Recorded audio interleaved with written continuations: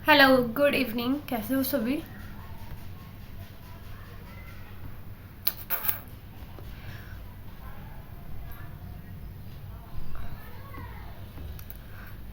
आज हम करेंगे अपना बीपीएससी 101 का टैन यूनिट, ठीक है, जिसका नाम है representative democracy and it's limit. ठीक है, अब तक हम डेमोक्रेसी डेमोक्रेसी एंड देन उसके बाद हमने indirect democracy, direct democracy, freedom, liberty, equality, इन सभी के बारे में पढ़ते हुए आ रहे हैं। ठीक है, आज हम पढ़ने वाले रिप्रेजेंटेटिव डेमोक्रेसी क्या होती है और इसकी लिमिट्स क्या होते हैं। ठीक है, चैप्टर से ही समझ में आ गया होगा चैप्टर के अंदर क्या है। ठीक है, तो इतने सारे टॉपिक भर भर के इस चैप्टर में डाले गए हैं जिनको हम 2 पार्ट में कवर कर लेंगे। ठीक है, आज हम पढ़ेंगे इंट्रोडक्शन, रिप्रेजेंटेटिव डेमोक्रेसी क्या होते हैं।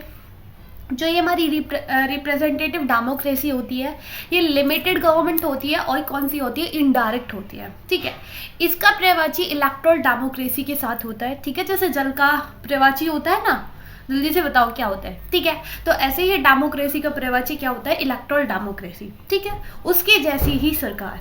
डिफरेंट व्यूज देखेंगे डेमोक्रेसी, जो रिप्रेजेंटेटिव डेमोक्रेसी है इसको लेकर अलग अलग जो अलग अलग फिलोसफर या फिर क्या क्या व्यूज है। ठीक है, डिफरेंट व्यूज देखने वाले, जैसे कि प्रोलिस्ट का क्या कहना है, एलाइस्ट व्यूज क्या है, ठीक है, रिवाइवल व्यू क्या है, किसके ऊपर, डेमोक्रेसी के ऊपर, रिप्रेजेंटेटिव डेमोक्रेसी के ऊपर। ठीक है, और कौन कौन से इसके बेसिक प्रिंसिपल होते हैं, किसके, फंडामेंटल डेमोक्रेसी के, popular sovereignty, political equality and political liberty. ठीक है, ये क्या होते हैं, इसके प्रिंसिपल होते हैं किसी भी रिप्रेजेंटेटिव डेमोक्रेसी के। ठीक है, तो ये सभी टॉपिक आज हम करेंगे।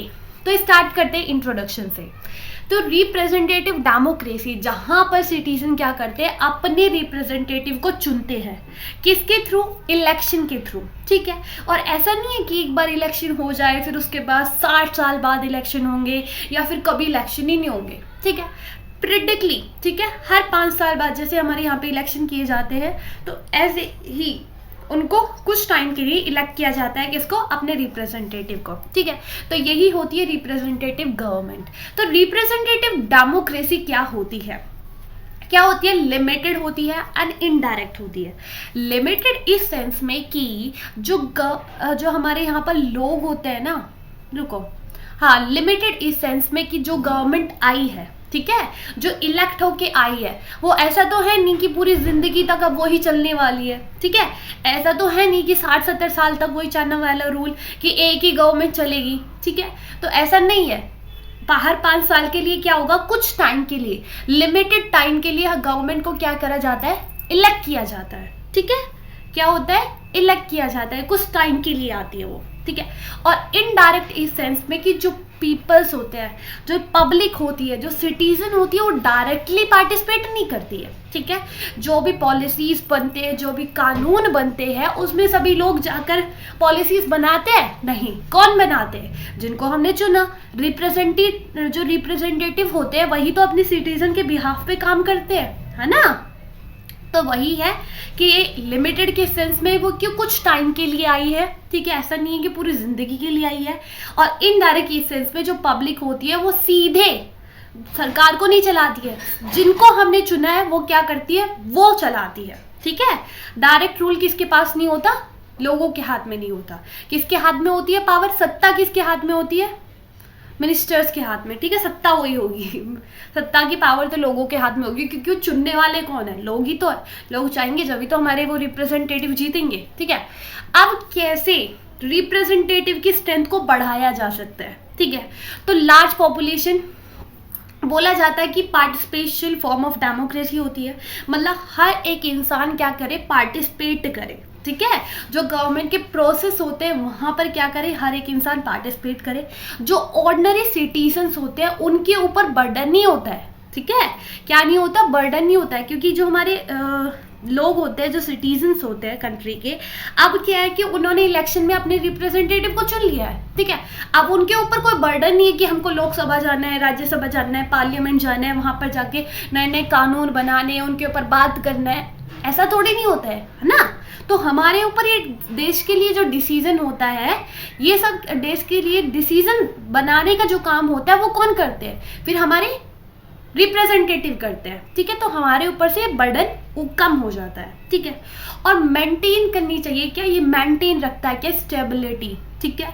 किसके लिए, किसमें, ऑर्डिनरी सिटीजन और जो गवर्नमेंट होती है उसके बीच में। कौन, रिप्रेजेंटेटिव डेमोक्रेसी। क्योंकि लोग क्या करते हैं, जो रिप्रेजेंटेटिव्स होते हैं, जो जिनको हमने चुना है, अपनी खुद की मर्जी से ही तो चुना है ना। और वो भी क्या करेंगे, फिर हमारे बिहाफ पे काम करेंगे, तो एक स्टेबिलिटी बनी रहेगी, ठीक है जी। तो आगे चलते हैं। अब क्या कहा जाता है कि एक पर्यायवाची है क्या, इलेक्टोरल डेमोक्रेसी, ठीक है। रिप्रेजेंटेटिव डेमोक्रेसी का पर्यायवाची जो उसी के जैसा होता है, ठीक है, वो क्या है, इलेक्टोरल डेमोक्रेसी। क्योंकि रिप्रेजेंटेटिव डेमोक्रेसी क्या होती है, जहां पर हमारे रिप्रेजेंटेटिव सिटीजन के बिहाफ पर काम करते हैं, ठीक है, लोगों के बिहाफ पर काम करते हैं, वो लोगों की सरकार होती है।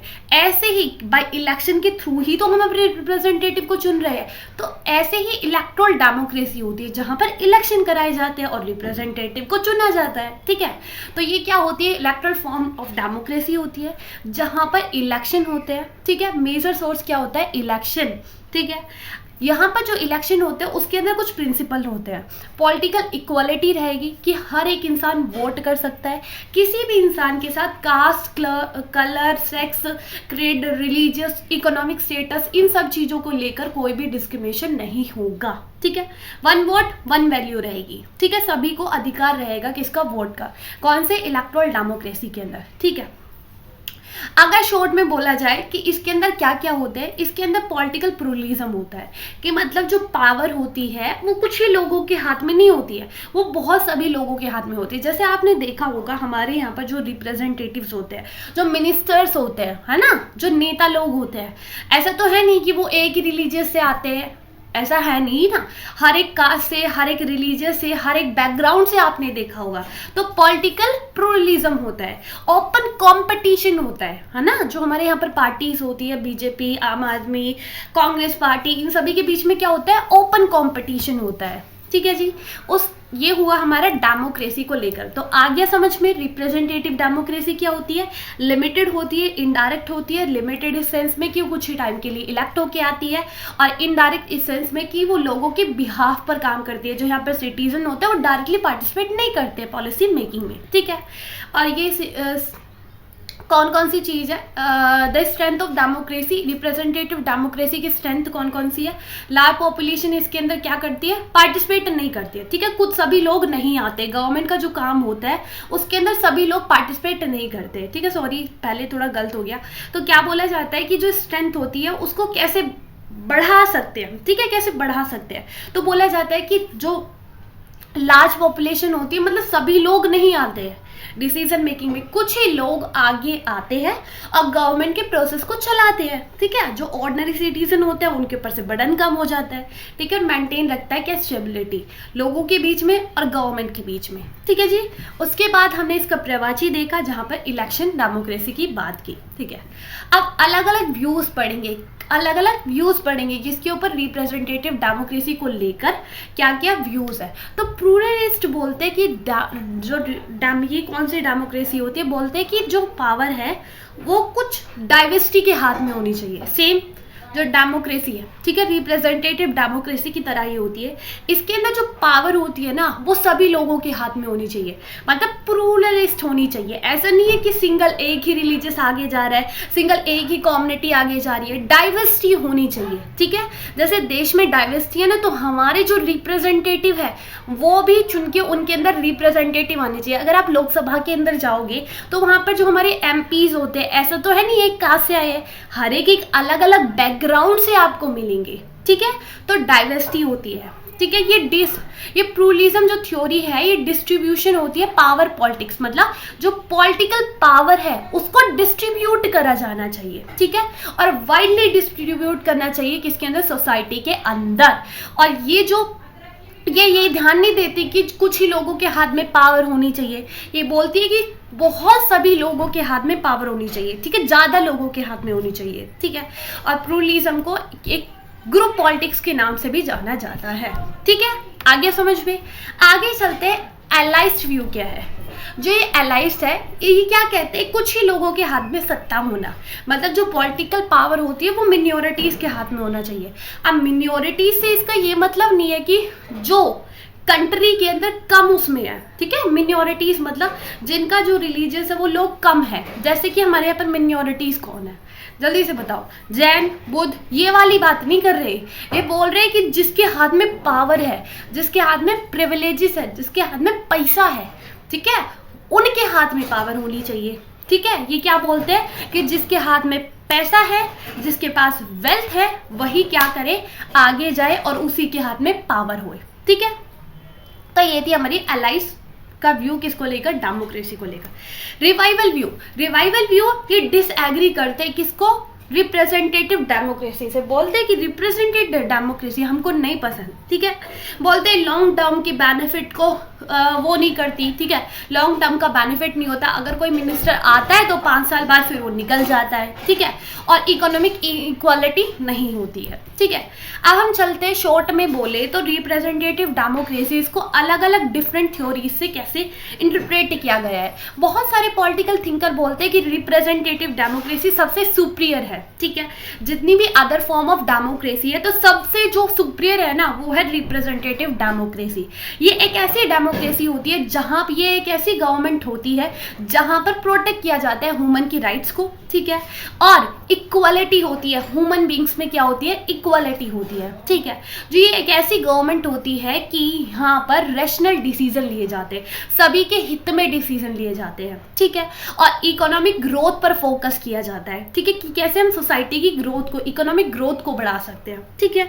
और जो ये डेमोक्रेसी होती है ये स्टेबल होती है, लॉन्ग लास्टिंग होती है, ठीक है, और जो लीडर्स होते हैं, इलेक्टेड लीडर्स होते हैं, वो काफ़ी अच्छा स्ट्रॉन्ग सेंस में इंजॉय करते हैं, ठीक है। काफ़ी जो लॉ बनाने की जो पावर होती है या फिर जो लॉ बनाते हैं वो काफ़ी इंजॉय करते हैं इस चीज़ को, ठीक है जी। तो ये हुआ हमारे रिप्रेजेंटेटिव डेमोक्रेसी का शॉर्ट में इंटरप्रिटेशन, ठीक है जी। अब आगे चलते हैं, फंडामेंटल राइट्स के कौन कौन से प्रिंसिपल होते हैं। अब तक सब समझ में आया है, कोई दिक्कत कहीं पर भी, एक बार हम दोबारा से रिकैप कर लेंगे जब इसको टॉपिक को कवर कर लेते हैं, ठीक है। अब कौन कौन से, जैसे हमारे कॉन्स्टिट्यूशन है ना, तो उसके अंदर कुछ फंडामेंटल है, बेसिक प्रिंसिपल्स है, ऐसे ही रिप्रेजेंटेटिव डेमोक्रेसी के कुछ बेसिक प्रिंसिपल्स होते हैं। पहला तो पॉपुलर सॉवरेनिटी, मतलब जो गवर्नमेंट है उसके ऊपर किसी का दबाव नहीं होना चाहिए, ठीक है। गवर्नमेंट क्या होनी चाहिए, फ्री होनी चाहिए, बाहरी किसी का दबाव नहीं होना चाहिए, वो खुद अपने डिसीजन खुद ले सके, ठीक है। जो गवर्नमेंट है वो अपने डिसीजन खुद ले सके। इसका मतलब जो सोर्स होना चाहिए, गवर्नमेंट का जो सोर्स होना चाहिए वो क्या होना चाहिए, वो लोग होने चाहिए, ठीक है। मतलब जो पावर का सोर्स होता है ना गवर्नमेंट का, वो कौन होना चाहिए, पब्लिक, कोई बाहरी दबाव नहीं होना चाहिए। गवर्नमेंट वही करे जो लोग चाहते हैं, ठीक है। गवर्नमेंट जो ऐसा नहीं करे कि वो लोगों के इंटरेस्ट में काम नहीं करेगी, ठीक है, क्योंकि लोगों ने चुना है, लोग चाहते हैं कि वो आगे जाके हमें को रिप्रेजेंट करे, हमारे हित में काम करे, हमारे इंटरेस्ट में काम करे। तो जो गवर्नमेंट होती है वो क्या करती है, लोगों के लिए काम करती है, ठीक है। तो कुछ फॉर ऑब्जर्व कंडीशन होती है किसके अंदर, पॉपुलर सॉवरेनिटी के अंदर, कि जो गवर्नमेंट की पॉलिसीज होती है उसके अंदर रिफ्लेक्ट होता है कि लोग क्या चाहते हैं, ठीक है। अगर लोग चाहते हैं कि हमारे यहाँ पर जो मेडिकल फैसिलिटीज है वो ज़्यादा होनी चाहिए, तो गवर्नमेंट क्या करेगी, हॉस्पिटल बनाएगी, पॉलिसीज लेकर आएगी, है ना। तो ऐसे ही जो गवर्नमेंट पॉलिसीज बनाएगी उसके अंदर क्या रिफ्लेक्ट होगा कि लोग क्या चाहते हैं, ठीक है।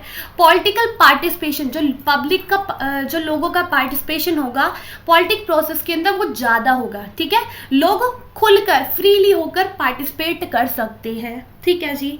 इंफॉर्मेशन अवेलेबल, और जो गवर्नमेंट डिसीजन लेगी, जो एक्शन लेगी, लोगों को इंफॉर्मेशन दी जाएगी, ठीक है। अगर कल को कोई कानून लेके आती है सरकार, ऐसे तो है नहीं छुप छुप के वो कानून बन जाता है, नहीं है ना। गवर्नमेंट इन्फॉर्म करती है लोगों को, करती है नहीं करती, कुछ डिबेट्स होते हैं मीडिया के साथ और बताती है कि इससे ये अच्छा होगा, इससे ये अच्छा होगा, ठीक है। और मेजॉरिटी रूल होता है, क्या होता है, मेजॉरिटी रूल होता है, कुछ ही लोगों के हाथ में पावर नहीं होती है। ये हुआ हमारा पॉपुलर, क्या हुआ, पॉपुलर सॉवरेनिटी, ठीक है जी। आगे चलते हैं, पॉलिटिकल इक्वालिटी, ठीक है। कुछ दूसरा प्रिंसिपल क्या होता है, दूसरा प्रिंसिपल है पॉलिटिकल इक्वालिटी। मतलब हर एक सिटीजन जो भी है इस सोसाइटी में, जो भी रह रहा है उस कंट्री में, किसी भी कास्ट का, किसी भी कलर का, किसी भी सेक्स का, किसी भी रिलीजियस का, उसको क्या होना चाहिए, उसको अधिकार होना चाहिए कि वो क्या कर सके, वोट कर सके, वो खड़ा हो सके इलेक्शन में। ठीक है, यहाँ पर कोई इनइक्वालिटी नहीं होनी चाहिए। लेकिन पॉलिटिकल इक्वालिटी से पहले कुछ हमारे फिलोसफर्स है या फिर कुछ थिंकर्स है, पॉलिटिकल थिंकर्स है, जो बिलीव करते हैं कि सबसे बड़ा कंसर्न क्या होता है पॉलिटिकल इनइक्वालिटी से पहले, इकोनॉमिक इनइक्वालिटी। अगर सोसाइटी के अंदर इकोनॉमिक इनइक्वालिटी होगी तो धीरे धीरे पॉलिटिकल इनइक्वालिटी भी बढ़ती चली जाएगी। ठीक है, तो बोलते हैं कि अगर वहां पर जो रिसोर्सेज होते हैं, इकोनॉमिक रिसोर्सेज अनइक्वल होंगे तो धीरे धीरे पॉलिटिकल इनइक्वालिटी भी होगी ही होगी। ठीक है, तो पॉलिटिकल इक्वालिटी इम्पॉसिबल हो जाएगी अचीव। लाइक पाकिस्तान के अंदर आप वहां की सिचुएशन देखोगे, इकोनॉमिकली डाउन है। ठीक है, अब आपको लगता है कि वहां पर पॉलिटिकली स्टेबिलिटी है, पॉलिटिकल इक्वालिटी है? नहीं है, क्योंकि जब तक वो अपनी इकोनॉमिक रिसोर्सेज को इक्वल नहीं करेंगे तब तक वहां पर पॉलिटिकल इक्वालिटी नहीं आएगी। ठीक है जी, तो आगे चलते हैं। पॉलिटिकल लिबर्टी, लोगों के पास आज़ादी होनी चाहिए। यहाँ पर जो सिटीजन्स होते हैं वो प्रोटेक्ट कर सकते हैं, वो protected by the government interfere. देख क्या होता है, इसके अंदर बोला जाता है कि लोगों के पास फ्रीडम होनी चाहिए, गवर्नमेंट के अगेंस्ट वो प्रोटेस्ट कर सकते हैं। ठीक है, डेमोक्रेसी के अंदर, इसके अंदर क्या होता है, जो गवर्नमेंट की पॉलिसीज होती है, ठीक है, उसके अंदर लोग क्या कर सकते हैं, इंटरफेयर कर सकते हैं। लोगों के पास फ्रीडम होनी चाहिए बोलने की, मूवमेंट करने की, अपने बातों को कंसाइन करने की। ये कंसाइन आएगा यहाँ पर। ठीक है, जो उनका मन है वो बता सकते हैं सरकार को कि हम ये चाहते हैं, आप क्यों लेकर आए हो इसको।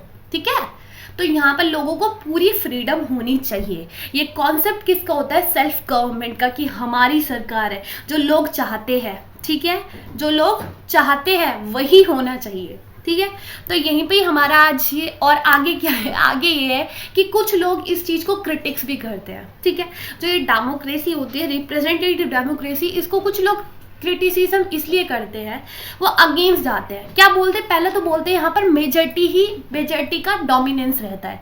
जैसे कि इंडिया के अंदर हम देखें तो मेजॉरिटी में कौन है, हिंदू। ठीक है, बोलते हैं कि हिंदू को ही आगे फेवर करेंगे, हिंदू जो है वही आगे बढ़ते चले जाएंगे। ठीक है ना, तो बोलते हैं डोमिनेंट सोसाइटी के अंदर किसका रहेगा, हिंदू का। ठीक है, सॉरी, मेजॉरिटी का। ठीक है, तो कौन सुपीरियर रहेगा, मेजॉरिटी, और मेजॉरिटी के पास ही पूरी राइट्स रहेगी, पूरी लिबर्टी रहेगी। ऐसा कुछ नहीं है, बोलने वाले कुछ भी बोल सकते हैं। ठीक है, democracy is a bad decision. बोला जाता है डेमोक्रेसी के अंदर बहुत बेकार डिसीजन लिए जाते हैं। ऐसा क्यों बोलते हैं कि अगर कोई भी डिसीजन लेना होता है ना, वो क्या करना पड़ता है, आपने देखा होगा, अगर कोई कानून बनता है तो उसके लिए काफ़ी स्टेजेस को क्रॉस करना पड़ता है। पहले लोकसभा में जाओ, लोकसभा में पहले उसे इंट्रोड्यूस करा, फिर उसके बाद कमेटी बैठेगी, फिर उसके बाद वोटिंग होगी, फिर उसके बाद सेकेंड रीडिंग होगी, फिर एंड देन उसके बाद उसको राज्यसभा में लेकर जाएगा, राज्यसभा में फिर से उसको पढ़ा जाएगा। ठीक है, फिर उसके बाद उसको प्रेसिडेंट के साइन होंगे, तब जाके वो कानून बनेगा। तो बोलते हैं कि इतना ज़्यादा कुछ होता है ना कि कोई डिसीजन ढंग से नहीं ले पाते हैं। ठीक है, कहने वाली बात है, लेकिन मुझे लगता नहीं है ये। ठीक है, तो काफ़ी क्रिटिसाइज किया जाता है कि इसको, रिप्रेजेंटेटिव डेमोक्रेसी को। तो आज हमने क्या क्या पढ़ा, क्रिटिसिज्म पढ़ा। ठीक है, उसके बाद कुछ प्रिंसिपल्स की बात करी, सॉवरेनिटी होनी चाहिए, पॉलिटिकल इक्वलिटी होनी चाहिए, पॉलिटिकल लिबर्टी होनी चाहिए, एंड देन उसके बाद हमने कुछ व्यूज़ के बारे में बात कर, प्लूरलिस्ट, जो कि क्या कहते हैं, पावर कुछ लोगों के हाथ में नहीं, बहुत सभी लोगों के हाथ में होनी चाहिए। ठीक है, डाइवर्सिटी, जितनी डाइवर्सिटी है ना सोसाइटी में, इतनी ही डाइवर्सिटी, इतने ही लोगों के पास क्या होनी चाहिए, पावर होनी चाहिए। एलाइट्स क्या कहते हैं, एलाइट कहते हैं कि कुछ ही मुट्ठी भर लोगों के हाथ में पावर होनी चाहिए, कुछ ही लोगों के हाथ में। ठीक है, जिनके हाथ में पैसा है, जिनके पास वेल्थ है, वही क्या करे, सरकार को चलाए। ठीक है, उन्हीं के पास पावर होनी चाहिए। फिर उसके बाद हमने कौन सा व्यू देखा, एक और भी था, रिवाइवल, जो कि बिल्कुल अगेंस्ट होते हैं, बोलते हैं कि हमको अच्छा नहीं लगता ये, ठीक है। एंड देन उसके बाद सिनोनियम देखा कि क्या पर्यायवाची है किसका, रिप्रेजेंटेटिव डेमोक्रेसी का, इलेक्टोरल डेमोक्रेसी, बिल्कुल इसकी जैसी होती है जैसे रिप्रेजेंटेटिव डेमोक्रेसी के अंदर हम अपने रिप्रेजेंट को चुन रहे हैं, ठीक है, इलेक्ट कर रहे हैं, तो ऐसे ही इसमें इलेक्शन होते हैं जिसके थ्रू हम अपने लीडर को चुनते हैं, ठीक है। एंड देन उसके बाद हमने रिप्रेजेंटेटिव डेमोक्रेसी की बात करी, रिप्रेजेंटेटिव डेमोक्रेसी क्या होती है, और इतना ही आज हमने पढ़ा था। तो बचे हुए टॉपिक हम नेक्स्ट पार्ट के अंदर करेंगे। तो आई होप आपको ये चैप्टर समझ में आया होगा। अगर कोई दिक्कत है तो कमेंट सेक्शन में आप पूछ सकते हो। अगर किसी को क्लास की PDF चाहिए तो वो टेलीग्राम पर मिल जाएगी, ठीक है। और बहुत जल्दी हम इस बुक को भी खत्म कर देंगे। ये यूनिट 9 है, इसका पार्ट यूनिट 10 है जिसका पार्ट 2 आ जाएगा, और 2 यूनिट और है जिसको मैं इस वीक में कंप्लीट करा दूंगी, ठीक है। तो bye, take care, all the very best. मिलते हैं नेक्स्ट सेशन के अंदर।